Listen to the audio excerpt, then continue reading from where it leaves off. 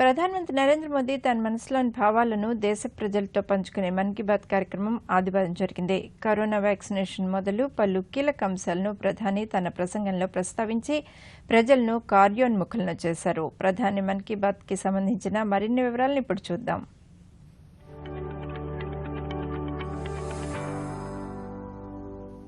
ప్రధానమంత్రి నరేంద్ర మోదీ తన మనసులోని భావాలను దేశ ప్రజలతో పంచుకునే మన్ కీ బాత్ కార్యక్రమంలో పలు అంశాలను ప్రస్తావించారు. 100 కోట్ల వ్యాక్సినేషన్ డోసులు పూర్తి చేసిన సందర్భంగా ప్రతి భారతీయుడికి కృతజ్ఞతలు తెలియజేస్తున్నానంటూ తన మన్ కీ బాత్ ప్రసంగాన్ని ప్రారంభించిన ప్రధాని టీకాకరణ కార్యక్రమం విజయవంతం కావడం భారతదేశ సామర్థ్యాన్ని సబ్కా ప్రయాస్ మంత్ర శక్తిని చాటి చెప్పిందని అన్నారు. 100 కోట్ల వ్యాక్సినేషన్లు అందించడం ఎందరికో ప్రేరణ కలిగించిందని, ఈ కార్యక్రమాన్ని విజయవంతం చేయడంలో ఆరోగ్య కార్యకర్తల కఠోర శ్రమ, దృఢ నిశ్చయం ఉందని అన్నారు. ఎన్నో సవాళ్లను ఎదుర్కొంటూనే ఎక్కువ మందికి వ్యాక్సిన్ సురక్ష కవచాన్ని అందించారని అన్నారు. ఈ సందర్భంగా ప్రధాని ఉత్తరాఖండ్, హిమాచల్ ప్రదేశ్లలో వ్యాక్సినేషన్ 100% పూర్తి చేసుకుందని పేర్కొంటూ ఉత్తరాఖండ్కు చెందిన ఏఎన్ఎంతో ప్రధాని మాట్లాడి వారి అనుభవాలను తెలుసుకున్నారు. వ్యాక్సిన్ అందించే సమయంలో వారు ఎదుర్కొన్న సవాళ్లను, వారి దృఢ లక్ష్యాన్ని దేశ ప్రజలకు వారి ద్వారానే ప్రధాని మాట్లాడించారు.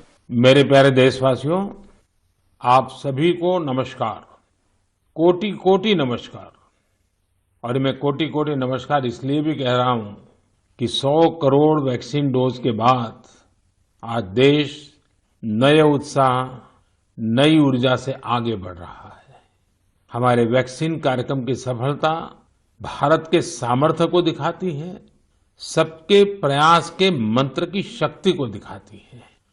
साथियों, 100 करोड़ वैक्सीन डोज का आंकड़ा बहुत बड़ा जरूर है, लेकिन इससे लाखों छोटी छोटी प्रेरक और गर्व से भर देने वाली अनेक अनुभव, अनेक उदाहरण जुड़े हुए हैं।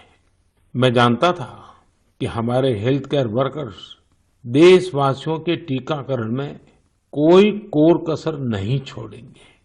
हमारे स्वास्थ्य कर्मियों ने अपने अथक परिश्रम और संकल्प से एक नई मिसाल पेश की। उन्होंने इनोवेशन के साथ अपने दृढ़ निश्चय से मानवता की सेवा का एक नया मानदंड स्थापित किया। ఈ నెల 31వ తేదీ సర్దార్ వల్లభభాయ్ పటేల్ జయంతిని పురస్కరించుకుని జాతీయ ఐక్యతా దినోత్సవాన్ని జరుపుకుంటున్నామని అన్నారు. ఐకమత్యపు సందేశాన్నిచ్చే ఏదో ఒక పనిలో మనం తప్పక పాల్గొనడం అందరి కర్తవ్యమని అన్నారు. గుజరాత్లోని కచ్కు చెందిన లఖపత్ ఖిల్లా నుంచి సర్దార్ పటేల్ ఐక్యతా విగ్రహం వరకు జరిగిన బైక్ ర్యాలీ గురించి ప్రస్తావించిన ప్రధాని వారికి సెల్యూట్ చేస్తున్నట్లు తెలిపారు. జమ్మూ కాశ్మీర్కు చెందిన మహిళలు త్రివర్ణ పతాకాలను తయారు చేస్తూ వారి దేశభక్తిని చాటుతున్నారని ప్రశంసించిన ప్రధాని భారతదేశ ఐక్యమత్యం కోసం ప్రతి ఒక్కరూ ఏదో ఒక పనిని తప్పకుండా చేయాలని సూచించారు. అలా చేయడం వల్ల మనసుకు ఎంతో సంతృప్తి కలుగుతుందని అన్నారు. మన ఐక్యమత్య కృషి ద్వారానే దేశాన్ని ఉన్నత శిఖరాలకు తీసుకువెళ్లగలమని సర్దార్ వల్లభభాయ్ పటేల్ చెప్పిన మాటలను ప్రధాని గుర్తు చేశారు. साथियों, 31 अक्टूबर को हम राष्ट्रीय एकता दिवस के रूप में मनाते हैं। हम सभी का दायित्व है कि हम एकता का संदेश देने वाली किसी न किसी गतिविधि से जरूर जुड़े। आपने देखा होगा, हाल ही में गुजरात पुलिस ने कच्छ के लखपत किले से स्टैच्यू ऑफ यूनिटी तक बाइक रैली निकाली है। जम्मू कश्मीर के ही कुपवाड़ा जिले की कई बहनों के बारे में भी मुझे पता चला है। ये बहनें कश्मीर में सेना और सरकारी दफ्तरों के लिए तिरंगा सिलने का काम कर रही हैं। ये काम देशभक्ति की भावना से भरा हुआ है। साथियों, सरदार साहब कहते थे कि हम अपने एकजुट उद्यम से ही देश को नई महान ऊंचाइयों तक पहुंचा सकते हैं। अगर हम में एकता नहीं हुई तो हम खुद को नई नई विपदाओं में फंसा देंगे। यानी राष्ट्रीय एकता है तो ऊंचाई है, వికాస్ హై. దేశవ్యాప్తంగా ఆజాదీ కా అమృత్ మహోత్సవాలు జరుగుతున్నాయని, ఈ మహోత్సవాలను మన కళలు, సంస్కృతి, పాటలు, సంగీతం తాలూకా అంశాలతో నింపాలని అన్నారు. కేంద్ర సాంస్కృతిక మంత్రిత్వ శాఖ దేశభక్తి గీతాలతో నిండిన ఒక పోటీని నిర్వహిస్తుందని, మన యువత కూడా దేశభక్తి గీతాలను రచించి ఈ పోటీకి మరింత శక్తినివ్వాలన్నారు. ఈ దేశభక్తి గీతాలు ఏ భాషలోనైనా ఉండవచ్చునని, దేశానికి చెందిన నూతన ఆలోచనలను దర్శింపచేసేలాగా ఈ గీతాలు ఉండాలని అన్నారు. దేశ వర్తమాన విషయాల నుంచి ప్రేరణ తీసుకుని భవిష్యత్తు కోసం సంకల్పాలను నిశ్చయించుకునేలా ఉండాలని అన్నారు. అలాగే ఆజాదీ కా అమృత్ మహోత్సవాలలో ముగ్గుల పోటీలను కూడా చేర్చనున్నట్లు ప్రధాని వెల్లడించారు. అలాగే జోలపాటలను కూడా రాయాలని, అవి 21వ శతాబ్దపు భారతీయ కళల సందర్శనగా ఉండాలని అన్నారు. ఈ 3 పోటీలు ఈ నెల 31 నుంచి ప్రారంభమవుతున్నాయని చెప్పారు. ఇదే సందర్భంగా నవంబర్ 15వ తేదీన భగవాన్ బిర్సా ముండా జయంతి సందర్భంగా ఆయన పోరాట పటిమను మన్ కీ బాత్లో ప్రధాని వివరించారు. अमृत महोत्सव में भी अपनी कला, संस्कृति, गीत, संगीत के रंग अवश्य भरने चाहिए।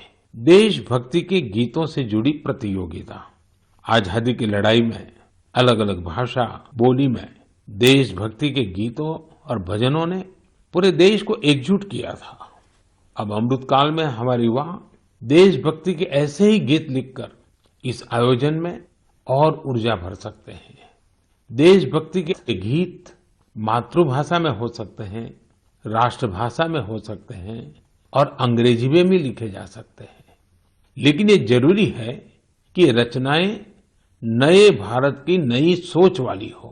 साथियों, ऐसे ही मन की बात के एक श्रोता ने सुझाव दिया है कि अमृत महोत्सव को रंगोली कला से भी जोड़ा जाना चाहिए। हमारे यहाँ रंगोली के जरिए त्योहारों में रंग भरने की परंपरा तो सदियों से है। साथियों, ये तीनों प्रतियोगिताएं 31 अक्टूबर को सरदार साहब की जयंती से शुरू होने जा रही हैं। आने वाले दिनों में संस्कृति मंत्रालय इससे जुड़ी सारी जानकारी देगा। అక్టోబర్ 24వ తేదీ ఐక్యరాజ్య సమితి ఆవిర్భావ దినోత్సవాన్ని పురస్కరించుకుని ఐక్యరాజ్య సమితి స్థాపించినప్పటి నుంచి భారతదేశం భాగంగా ఉన్న అంశాలకు సంబంధించిన విశేషాలను ప్రధాని వివరించారు.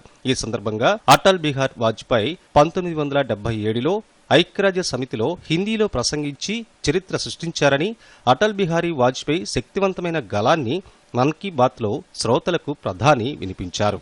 सुनिए अटल जी की ओजस्वी आवाज। यहां मैं राष्ट्रों की सत्ता और महत्ता के बारे में नहीं सोच रहा हूं।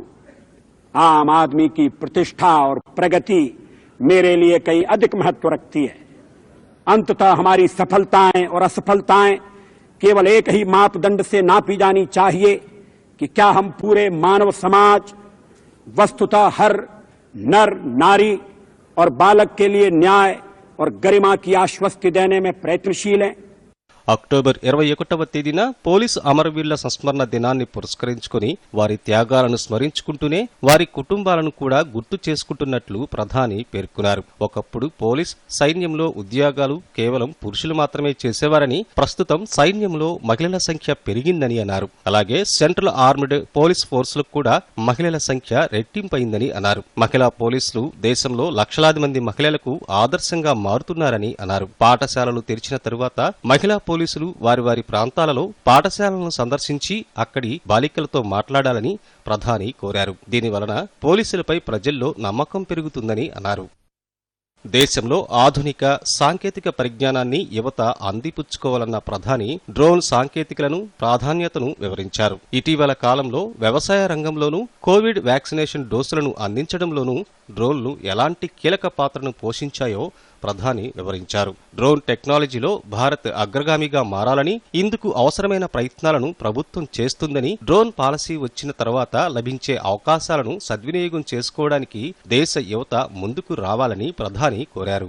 ఇదే సందర్భంలో స్వచ్ఛ భారత్ అభియాన్ గ్రామీణ ప్రాంతాల్లో ఎలా విజయవంతమైందో ప్రధాని వివరించారు. ప్రతి పౌరుడు పరిశుభ్రతను బాధ్యతగా తీసుకోవాలని అన్నారు. వచ్చే పండుగల సందర్భంగా స్థానిక ఉత్పత్తులనే కొనుగోలు చేయాలని కోరారు. దీనివలన చేతిపనుల వారికి, నేత పని వారి ఇళ్లల్లో వెలుగులు నిండుతాయని అన్నారు. వోకల్ ఫర్ లోకల్ మరింత బలపడుతుందని ప్రధాని ఆకాంక్షించారు. స్థానిక ఉత్పత్తులను కొని వారి వివరాలను సామాజిక మాధ్యమాల్లో పంచుకోవాలని ప్రధాని సూచించారు.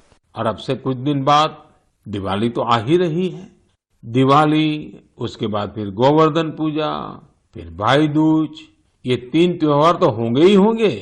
इसी दौरान छठ पूजा भी होगी। नवंबर में ही गुरु नानक देव जी की जयंती भी है। इतने त्योहार एक साथ होते हैं तो उनकी तैयारियां भी काफी पहले से शुरू हो जाती हैं।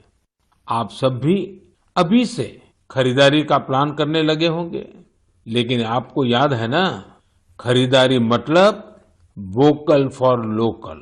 आप लोकल खरीदेंगे तो आपका त्योहार भी रोशन होगा और किसी गरीब भाई बहन, किसी कारीगर, किसी बुनकर के घर में भी रोशनी आएगी।